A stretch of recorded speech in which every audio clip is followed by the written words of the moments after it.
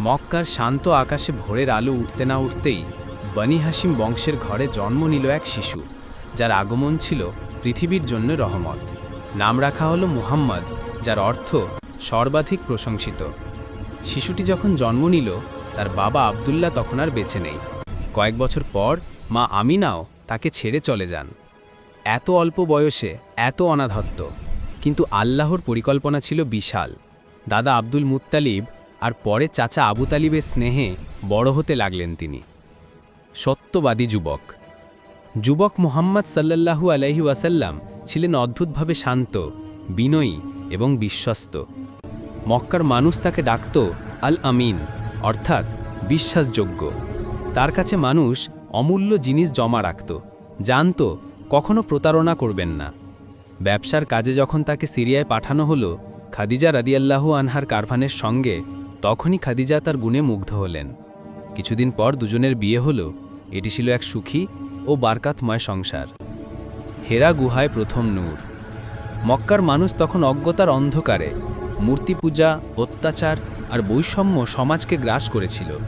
মুহাম্মদ সাল্লাল্লাহু আলাইহি ওয়াসাল্লাম এই অবস্থা দেখে ব্যথিত হতেন। মাঝে মাঝে তিনি শহর থেকে দূরে হেরা গুহায় গিয়ে ধ্যানমগ্ন হতেন।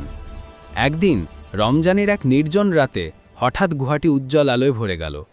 আরেকটি কণ্ঠধ্বনিত হল, ইকরা, অর্থাৎ পড়ো। ভয় আর বিস্ময়ে মুহাম্মদ সাল্লাল্লাহু আলাইহি ওয়াসাল্লাম কাঁপতে কাঁপতে বললেন, আমি পড়তে জানি না। জিবরাইল আলাইহিসসালাম তাকে জড়িয়ে ধরলেন এবং প্রথম ওয়াহি নাজিল হল। সেই মুহূর্ত থেকে নবুয়াতের যাত্রা শুরু। সত্যের পথে সংগ্রাম। নবী সাল্লাল্লাহু আলাইহি ওয়াসাল্লাম যখন মানুষকে আল্লাহর একত্ব ও ন্যায়ের পথে ডাকতে শুরু করলেন, মক্কারবাসীর একাংশ ক্ষিপ্ত হয়ে উঠল। তারা ভাবল তাদের পুরনো বিশ্বাস ভেঙে যাবে। শুরু হলো নির্যাতন, বয়কট, উপহাস। কিন্তু নবী সাল্লাল্লাহু আলাইহি ওয়াসাল্লাম কখনো প্রতিহিংসার পথে হাঁটেননি।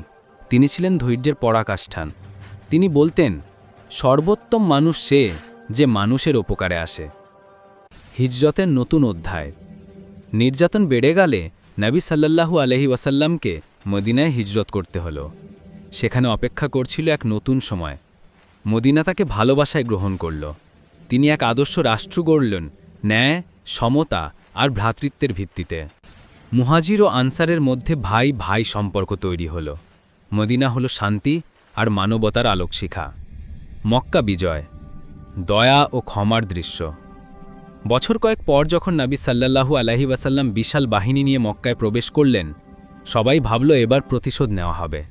কিন্তু তিনি মাথা নত করে বললেন, আজ প্রতিশোধের দিন নয়, আজ ক্ষমার দিন। শত্রুরাও তার দয়ার সামনে অভিভূত হয়ে গেল। বিদায় বার্তা।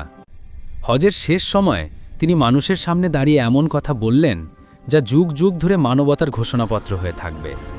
তোমাদের মধ্যে শ্রেষ্ঠ সে যে তাকওয়ায় শ্রেষ্ঠ। নারী ও পুরুষের অধিকার রক্ষা করো, কারও উপর অত্যাচার করো না।